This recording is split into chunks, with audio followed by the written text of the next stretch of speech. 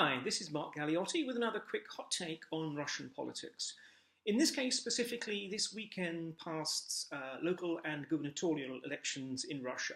Just to make a few very quick observations, even though in a way the headline story is no surprise, United Russia, the dominant party bloc swept the board, particularly in terms of ensuring that basically they maintain control over all the gubernatorial seats. But that was inevitable anyway. The Russians have been made, or rather Putin has made very, very sure that no significant opposition candidates could stand in any of those elections. So that's no big deal. More interesting, much more interesting, is actually what happened in the very local elections, council elections, especially in Moscow, where we saw both the Yabloko opposition movement and also the new United Democrats, sort of umbrella bloc, actually managing to get a lot of seats.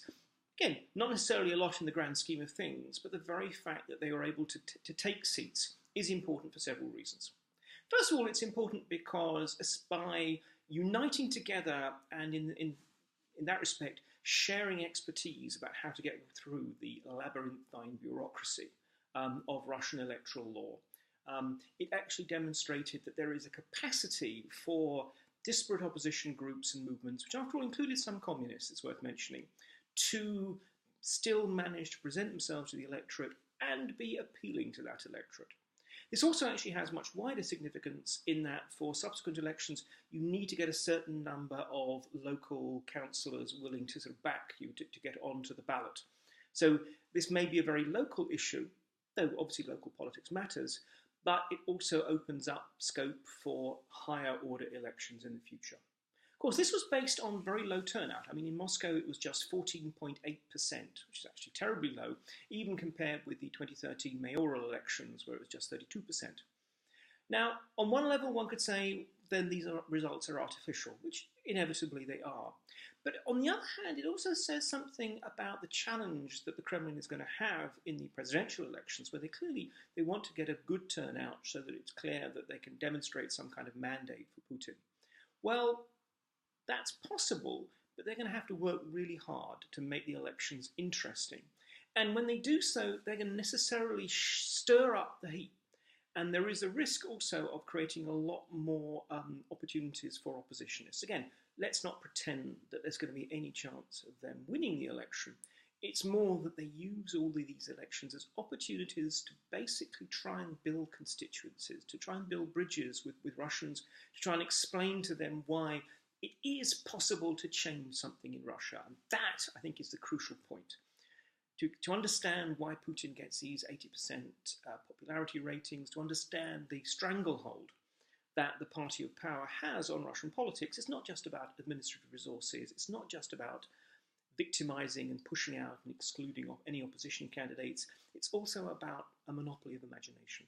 It's also about giving people a sense that nothing can change, so why bother voting for an opposition that's not going to get anywhere? Little bit by little bit, opposition forces are actually being able to make the case that it is possible, perhaps, to change something. So that's very important. Final point that's worth mentioning is a very specific bit of news relating to Moscow and relating to the continuing abuse of the electoral system by the party of power. Particularly, we had one local official, Svetlana Antonova, who was videoed in a whole variety of interactions with local polling supervisors, handing out brown envelopes, giving them clear instructions about precisely how they could rig the vote in favour of United Russia.